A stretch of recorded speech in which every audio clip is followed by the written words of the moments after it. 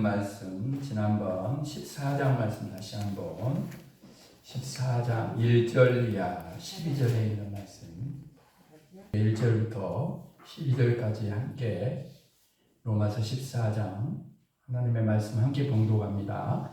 믿음이 연약한 자를 너희가 받되 그의 의견을 비판하지 말라. 어떤 사람은 모든 것을 먹을 만한 믿음이 있고 믿음이 연약한 자는 채소만 먹느니라. 먹는 자는 먹지 않는 자를 업신여기지 말고 먹지 않는 자는 먹는 자를 비판하지 말라. 이는 하나님이 그를 받으셨습니다. 남의 하인을 비판하는 너는 누구냐? 그가 서 있는 것이나 넘어지는 것이 자기 주인에게 있음에 그가 세움을 받으니 이는 그를 세우시는 권능이 주께 있습니다. 어떤 사람은 이 날을 저 날보다 낮게 여기고 어떤 사람은 모든 날을 같게 여기나니 각각 자기 마음으로 확정할지니라.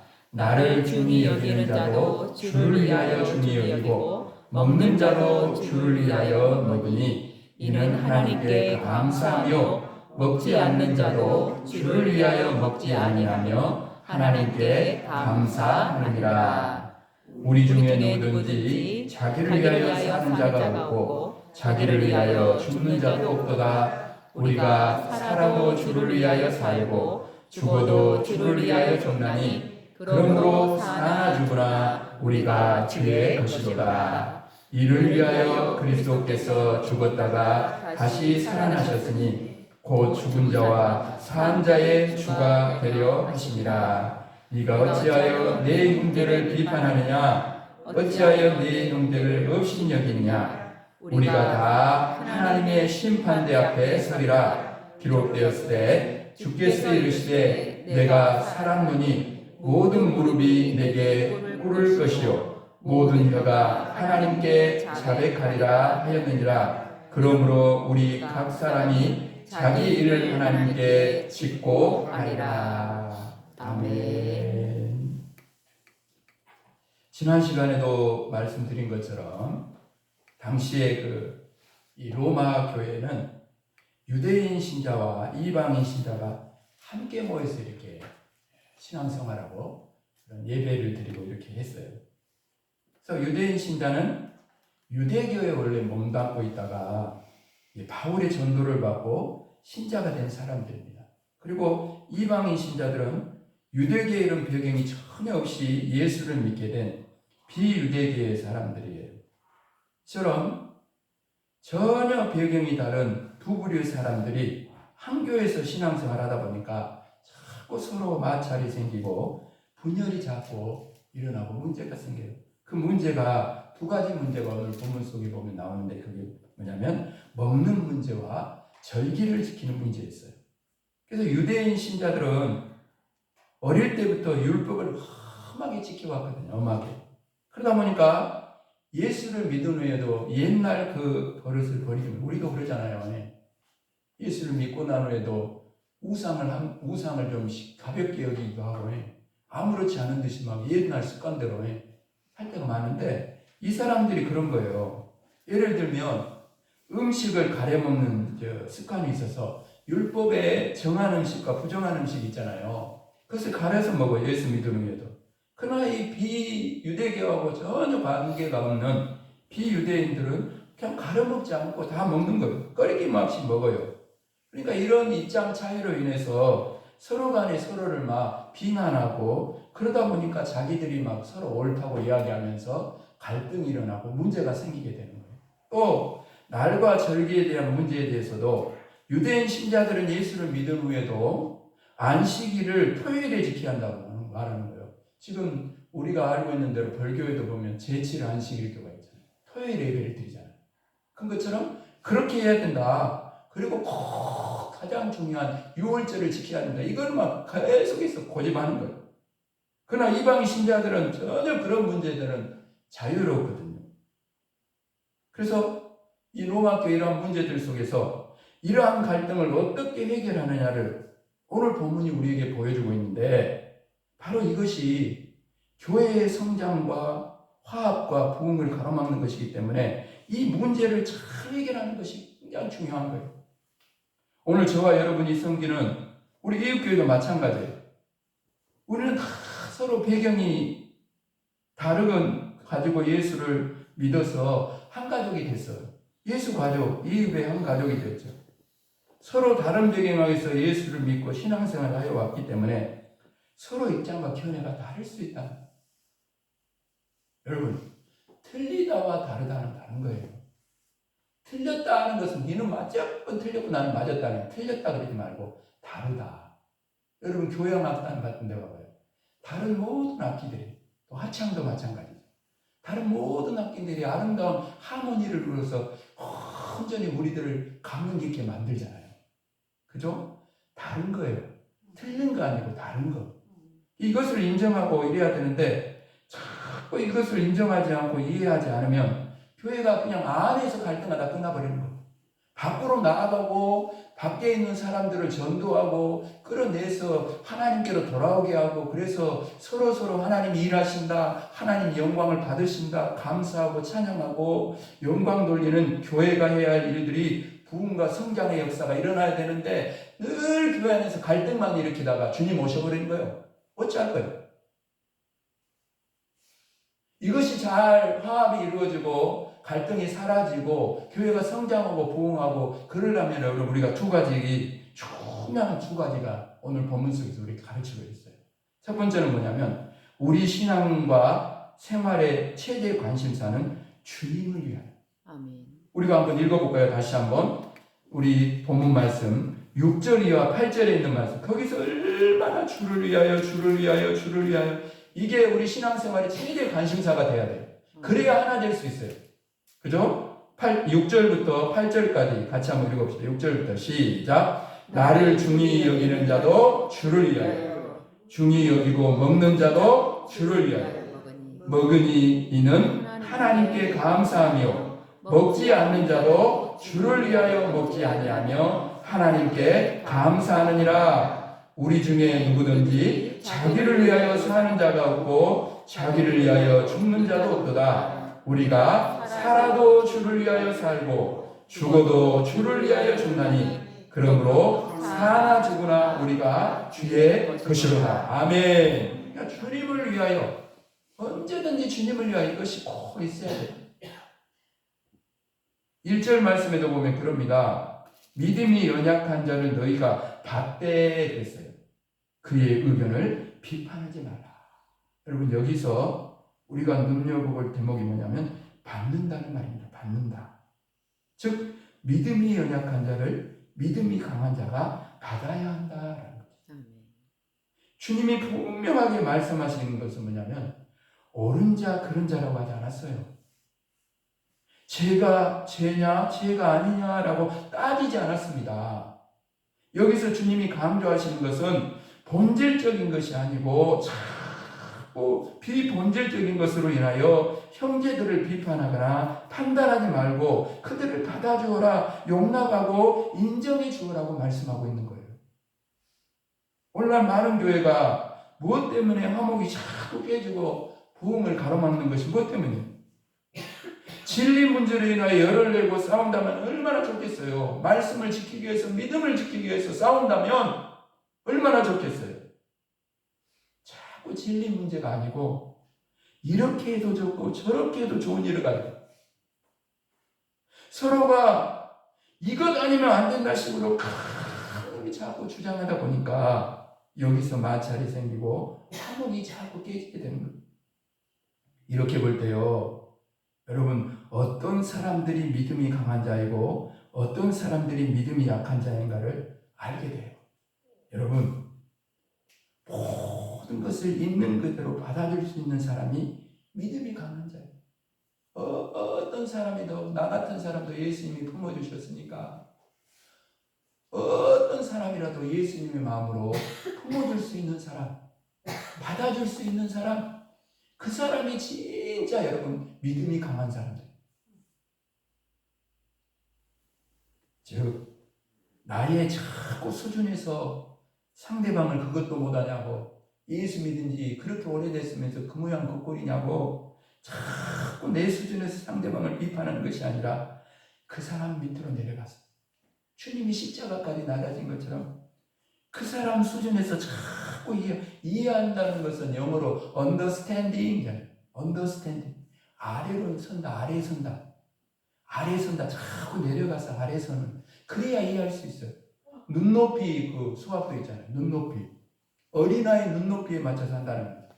그래야 이해할 수 있는 거예요, 여러분. 그대로 이해하고 그대로 수용해 줄 아는 사람이 진짜 믿음의 어른이고, 그런 교회에 그런 사람들이 많으면 문제가 생기지 않는다. 이렇게 믿음이 강한 자는 믿음이 약한 자를 무조건 비판하고 정죄하는 것이 아니라 오히려 포용하고 격려해주면 이러한 사람으로 인해서 점점 믿음이 살아나게 되고 나중에는 다른 사람의 믿음을 세워주는 자리까지 나가게 될 줄로 믿습니다. 아멘. 교회는 그런 선순환을 이루어져야 한다는 거예요. 오늘 여러분, 사도 바울은 믿음이 강한 자들, 즉 열심히 주의 일에 헌신하고 봉사하는 성도들이 믿음이 약한 자들, 즉 열심히 봉사하지 못한 성도들을 비판하거나 욕하지 말고 그대로 받아줘라. 개구리 올챙이 시절 모른다고 지도 다 옛날에 그랬으면서 운전만 못한 사람 나와가지고 집에나 있지, 서뚜껑 운전이나 이제 뭐들어 나오냐고. 지도 옛날에 그랬거든. 근데 그거 모르고 자꾸 그냥 그렇게 판단하는 거예요. 아니에요. 그대로 받아주는 거예요. 왕초보 받아줘야 돼요. 여러분, 무엇 때문에 여러분 오늘 본문에 보니까 무엇 때문에 받아주라고 말씀하고 있어요? 정말 속이 상할 대로 상하는데 왜 그대로 인정하라고 주님이 말씀하여 주십니까? 그 이유가 어디에 있어요? 3절에 있어요. 여러분, 이는 하나님이 그를 받으셨습니다. 할렐루야. 하나님이 받으셨다는데 내가 심판이요? 심판자입니까? 하나님이 받으셨다는데. 그리고 4절에 보세요. 이는 그를 세우시는 권능이 주께 있습니다. 한마디로 하나님이 판단하지 않고 허물하지 않고 격려하며 세워주었는데 왜 너희가 받아주지 않고 자꾸 판단하고 허물하고 있느냐라고 말씀하고 있는 거예요. 더군다나 5절에서는 어떤 사람은 이 날을 저날보다 낮게 여기고 어떤 사람은 모든 날을 같게 여기나니 각각 자기 마음으로 확정할지니라, 그렇게 말씀하고 있어요. 도대체 이 말이 무슨 말씀을 하고 있는 것입니까? 다른 말로 하면 소신대로 결정하라는 말이죠. 즉 신앙 양심에 따라서 각자가 알아서 결정한다. 알아서 각자 신앙 양심을 따라 결정하고 교회에서는 그것을 서로 용납해 주라는 것이죠. 이것이 화목을 깨뜨리지 않고 교회가 연합하여 부흥 성장하는 길이라고 저와 여러분에게 가르쳐주고 있어요. 여러분, 이 모든 것이 정말 아름답게 이루어지기는 대전제가 필요해요. 따라합시다. 주님을 위하여. 주님을 위하여. 주님을 위하여. 주님을 위하여. 주님을 위하여. 주님을 위하여. 아멘. 아멘. 각자가 알아서 소신껏 결정하되 어디까지나 그 동기와 목적이 주님을 위하는 순수한 것이야 한다라는 것. 아무리 양심의 가책이 없어도 동기나 목적이 주님 중심보다는 자기 중심일 때는 문제가 될 수 있다는 거예요. 그러니까 우리가 무엇을 하든 어떤 결정을 교회 공동체 안에서든지 결정을 내리던 우리들의 최대 관심사가 예수님께 있다라는 거죠. 주님을 위해서 했다면 주님을 위해서 받아줘야 된다는 거예요. 주님을 위해서 했다면 음식 문제든지 날의 문제든지 그것에 대해서 다 인정하고 받아줘야 돼요. 근데 문제는요, 저와 여러분들이 정말 신앙 양심상 얼마나 주님을 위해 사는가라는 거예요. 어떠한 일을 하기에 앞서 언제든지 먼저 작동이 돼야 돼요. 말하고 행할 때 언제나 예수 믿는 사람은 한번 걸러져야 되는 거예요. 그래야 내 안에 신앙이 있는 거예요, 여러분. 예수님이라면 이럴 때 어떻게 말씀하실까? 예수님이라면 이럴 때 어떻게 행하실까가 자꾸 먼저 한번 생각되고 작동이 일어나서 예수님이 하신 그 삶을 따라 신앙생활 한다면, 말하고 행한다면 문제가 생길 게 뭐가 있겠습니까? 근데 이게 작동이 안 되는 거예요. 주님을 위해서 해야 되는 것이죠. 우리 그리스도인들이 이렇게 할까 저렇게 할까 결정을 못해서 당황하게 만드는 이런 문제들이 많이 있는데, 그럴 경우 결정 원리는 이런 거예요, 여러분. 그런 일이 생길 때마다 이렇게 결정하면 돼요. 내가 주님을 위하여 그것을 즐거운 마음으로 할 수 있고 그것에 대해서 주님께 자꾸 감사할 수 있다면 하라는 거예요. 하라는 거예요.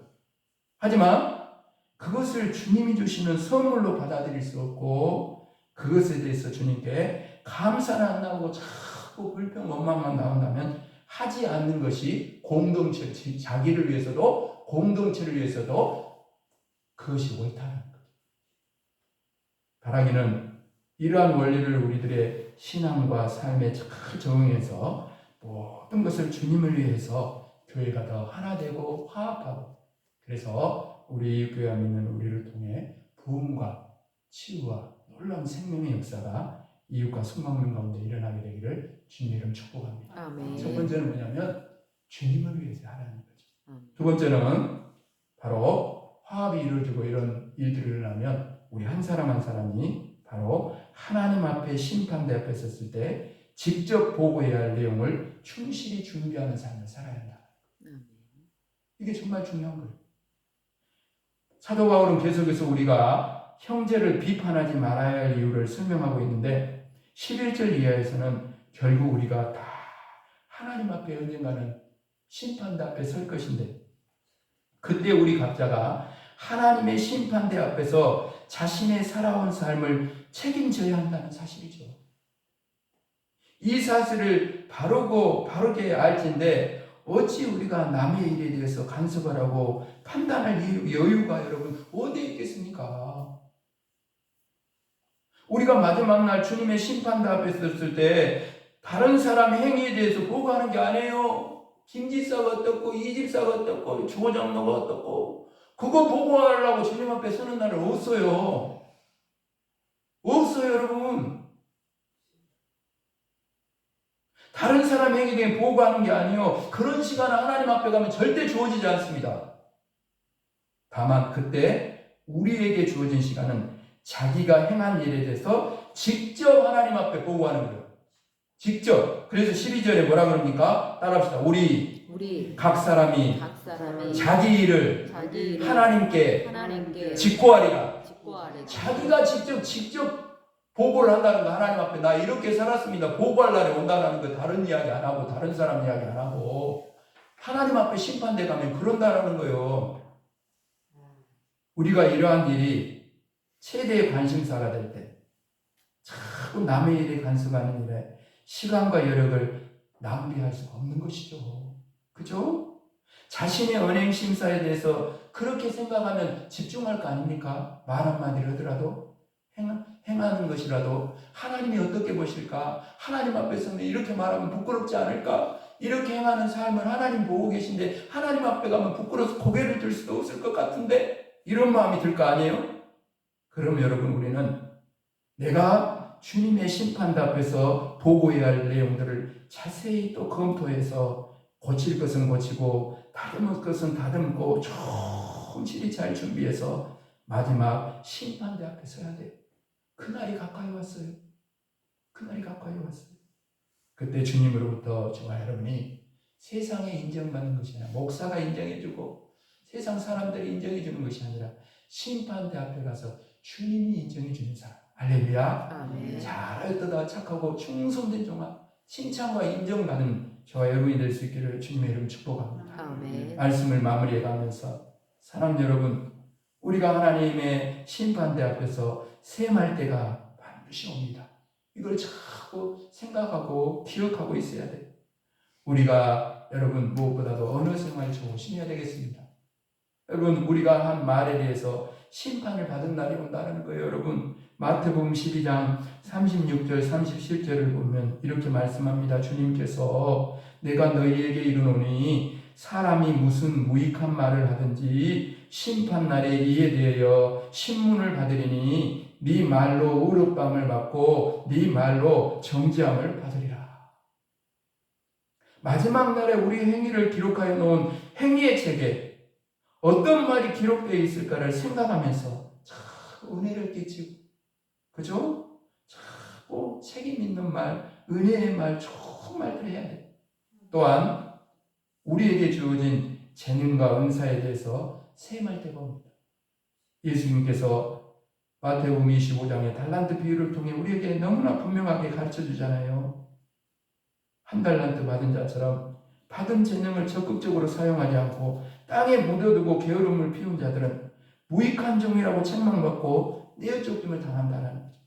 오늘 저와 여러분이 받은 사명, 재능과 은사와 직분을 어떻게 감당하였는가, 언젠가 주님 앞에 직접 보고할 날이 온다는 거죠. 사실을 알고 목회자인 저나 여러분이 지금 있는 자리에서 맡긴 직분, 재능을 따라서 감사한 마음으로 하나님의 은혜로 맡겨주시라고, 하나님이 나를 충성되게 해서, 할렐루야. 별로 충성된 것도 없어. 나를 봐도 그래요. 그런데 하나님이 충성되게 여겨줬다. 은혜로 맡겨줬다는. 그러니 하나님 바라보고 부족하고 연약하지만 최선을 다해서 맡은 직분을 잘 감당하면 그래도 주님 앞에 서면 부끄러움 없을 거예요. 저와 여러분이 될 수 있기를 주님의 이름으로 축복합니다. 아멘. 아울러 심판대 앞에 서면 우리가, 저와 여러분이 사용하는 시간과 물질에 대해서 셈을 한다는 겁니다. 과연 오늘 저와 여러분은 하나님이 주신 시간과 물질을 지금 어디에 투자하고 있습니까? 반드시 하나님의 심판대 앞에서 계산할 날이 올 것인데, 그때에 하늘의 보화를 쌓아둔 자들에게는 하늘의 상급이 있을 것입니다. 그러나 세속적인 땅에 묻어둔 자들은 있는 것도 빼앗기고 바깥 어두운 곳, 슬피 우는 곳으로 쫓겨나는 수모를 당할 거예요. 그러므로 여러분, 반드시 선악간에 행한 대로 심판하시리라는 말씀을 다시 한번 마음에 잘 새기고, 하나님의 심판대 앞에서 보고할 주어진 오늘 우리의 삶의 보고서를 충실히 잘 준비하고 작성하고 최선을 다해서 잘 작성해서 주님 앞에 보고할 때에 정말 칭찬받고 인정받을 수 있는 저와 여러분이 되기를 원합니다. 아멘. 주님을 위하여 주님 앞에 설 날을 항상 준비하고 이런 일들을 잘 감당해서 우리 교회가 화합이 잘 되고 하나 되어서 정말 이제는 밖으로 나가 교회가 믿는 우리가 이웃과 성도민을 살려내는 생명자리로 많은 영혼들을 인도해낼 수 있는 교회가 우리가 해야 할 소중한 일들을 힘있게 감당하는 우리 이웃교회가 되어지기를 주님의 이름으로 축복합니다. 아멘. 축복합니다. 아멘. 아버지 하나님, 오늘 로마 교회처럼 오늘 이 시대에 많은 교회들이 아버지 하나님 서로 갈등하고 화합을 이루지 못하고 아버지 하나님 문제가 일어나는 걸 봅니다. 오늘 로마서 말씀을 통해 우리 이웃교회와 믿는 우리의 삶을 말씀 앞에 잘 돌아보게 하시고 이제는 정말 우리가 아버지 하나님 주님을 위하여 또 언젠가 주님 앞에 서는 날이 있음을 알고 우리에게 주어진 아버지 하나님의 말과 행실, 주어진 재능과 은사와 직분들, 시간과 물질들을 주님 앞에 서는 날을 생각하며 아버지 하나님 주님의 영광을 위해서 하나님을 뜻을 따라서 하늘의 보물을 쌓는 자들로 장차 주님 앞에 섰을 때 칭찬받고 인정받을 수 있는 그 아름다운 아버지 하나님의 그 날을 기억하며 아름답고 귀하게 오늘 하루 보고서를 잘 써서 하나님 앞에 아버지의 보고할 날을 기다리며 아버지 하나님 아름답고 귀하게 쓰임받는 우리 이웃교회 믿는 우리가 되어서 이웃과 성망령 가운데 하나님의 나라가 이루어지고 주님의 뜻이 이루어져서 많은 영혼들이 여기 이 자리 하나님을 아버지라 부르는 자리로 돌아와 함께 예배케 되는 아버지 하나님 복된 역사가 일어날 수 있도록 도우시고 함께하여 주옵소서. 감사를 드리오며 예수 그리스도 이름으로 간절히 기도합니다.